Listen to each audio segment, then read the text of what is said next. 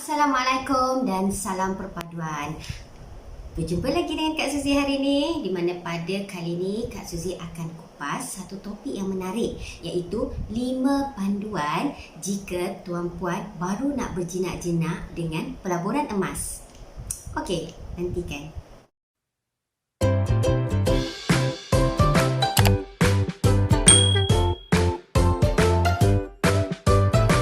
Bagi sesiapa yang baru nak belajar mengenai dengan pelaburan emas, jadi kena pastikan lihat video Kak Suzy ni, di mana panduan yang akan Kak Suzy kongsikan ni adalah panduan yang telah diberikan oleh Tuan Azizi Ali, iaitu Mentor Keuangan Malaysia. Siapakah beliau? Ting. Ni muka dia. Okey. So boleh Google cari maklumat tentang Tuan Azizi Ali.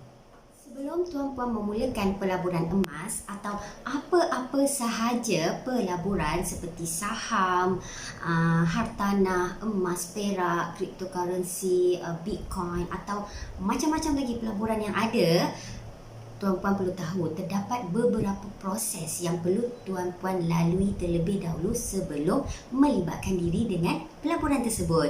Okey, jom lihat apakah 5 panduan itu.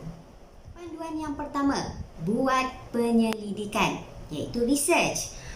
Pastikan kita buat penyelidikan sedikit tentang pelaburan yang akan kita ceburi itu. Contohnya pelaburan emas.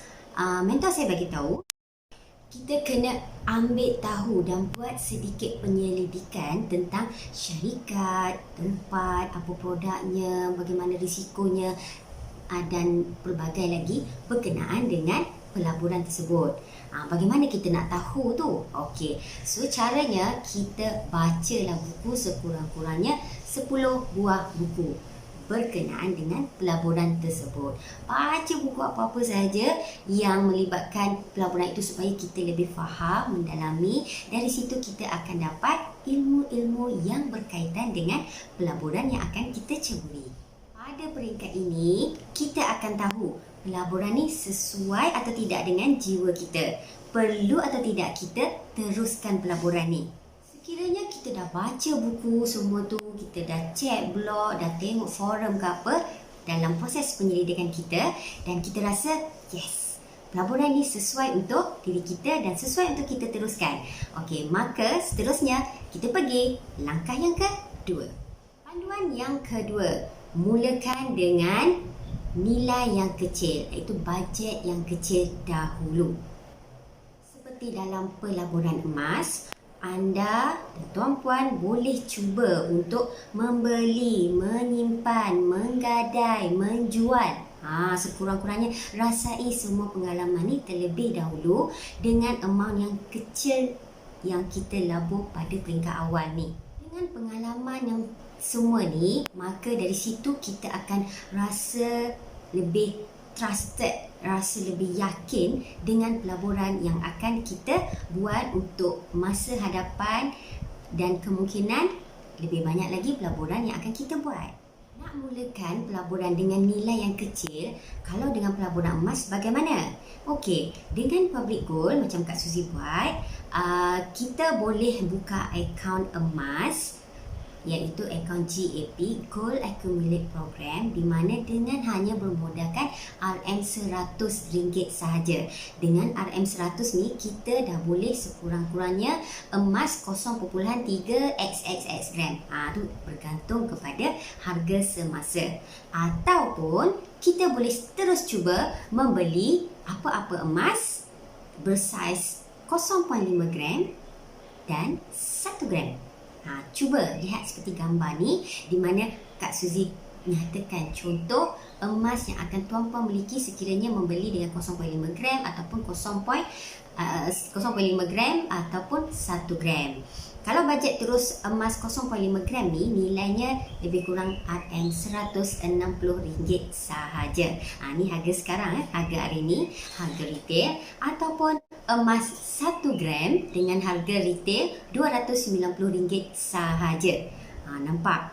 Dengan bajet yang kecil, kita boleh cuba dapatkan sekurang-kurangnya sekeping emas fizikal, di mana dari sini ianya akan memberi kita satu pengalaman yang hebat tentang memiliki emas ni.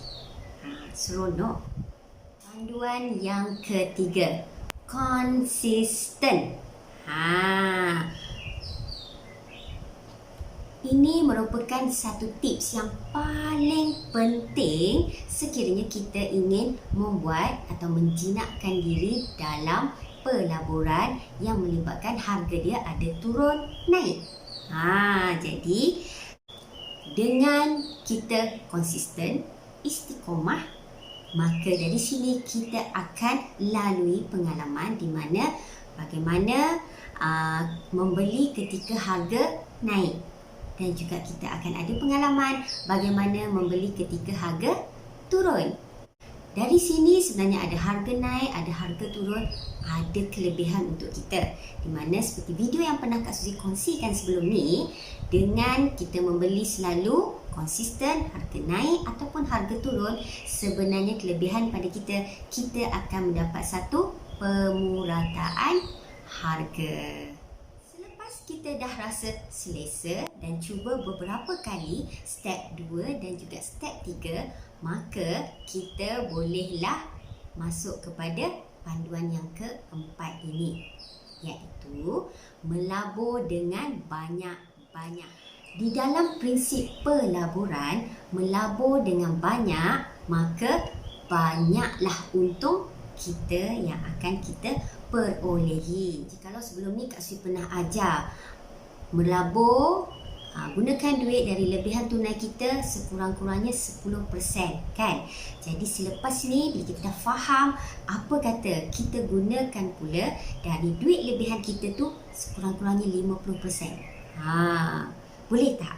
Kita tanya diri, boleh atau tidak. Kalau tak boleh lagi, kita cuba usaha tingkatkan dari masa ke semasa.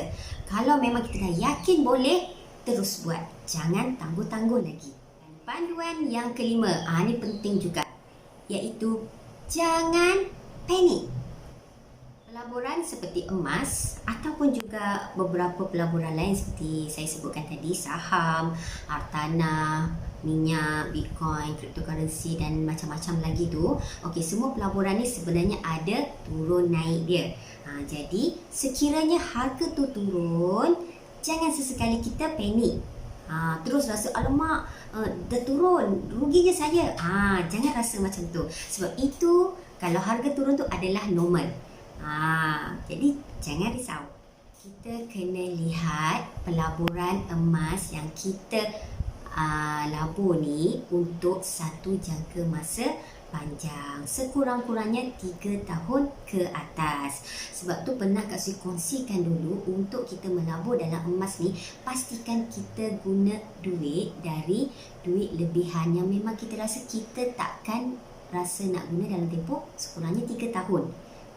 Jadi kita perlu buat langkah yang betul dan langkah yang bijak. Janganlah kita rasa dalam tempoh jangka masa pendek sebenarnya kita nak pakai duit tu dan kita melabur dalam emas. Itu sebenarnya tidak sesuai, ya. Bagaimana? Saya harap tuan-puan boleh faham dengan 5 panduan yang Kak Suzy nyatakan ini.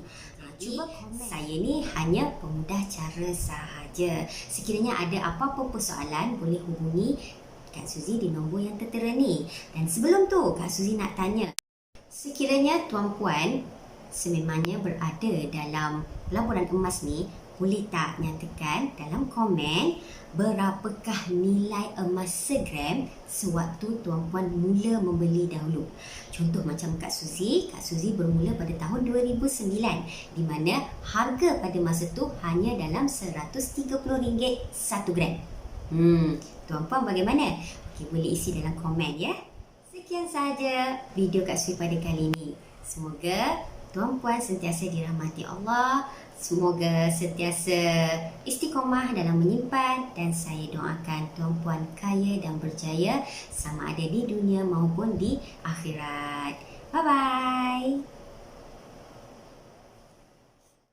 Topik Kak Suzy akan kupas